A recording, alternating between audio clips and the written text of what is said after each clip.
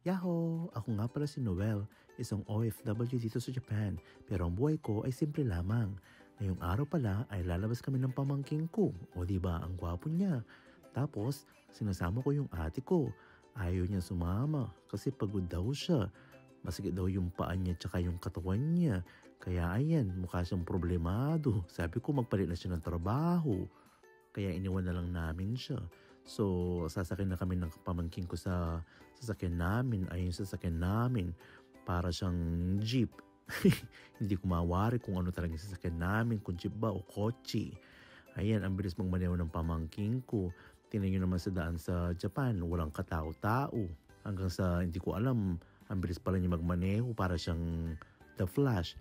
Nandito na kami sa Starbucks. Ang bilis-bilis namin. Ayan ang Starbucks dito, di ba? Napakaganda. Ito yung paborito kong Starbucks dito sa Nagoya. Kasi maganda yung atmosphere. Ito pala yung in-order namin, yung February flavor of the month.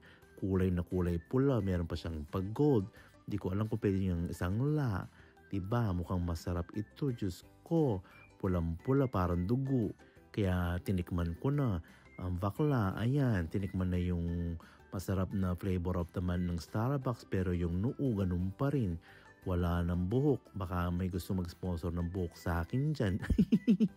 Mas maganda ng ganitong buhok, di ba? Kaysa sa walang buhok. Hanggang sa, tingnan mo yung mga tao sa Japan, mga Hapon. Ganyan lang ginagawa nila. Ang dami palang tao ngayon. Ginagawa nilang library ang Starbucks dito pala sa Japan. Pagkatapos mong kumain, kailangan mong itapon yung pinagkainan mo. Dapat i-separate mo yung plastic. Parang ikaw, plastic. Yung mga friend mong plastic, itapon mo na.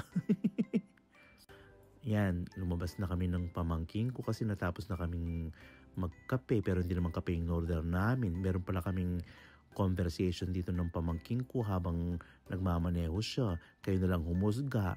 Pakinggan nyo ang pag-uusap namin. Eto na.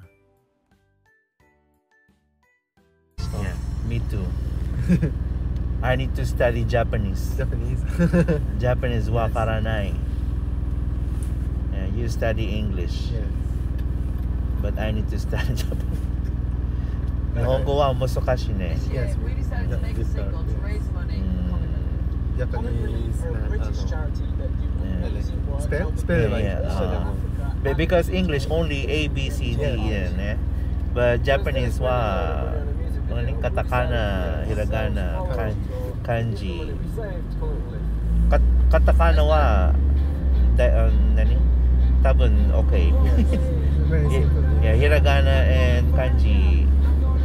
Japanese original language Yes. or hiragana or katakana.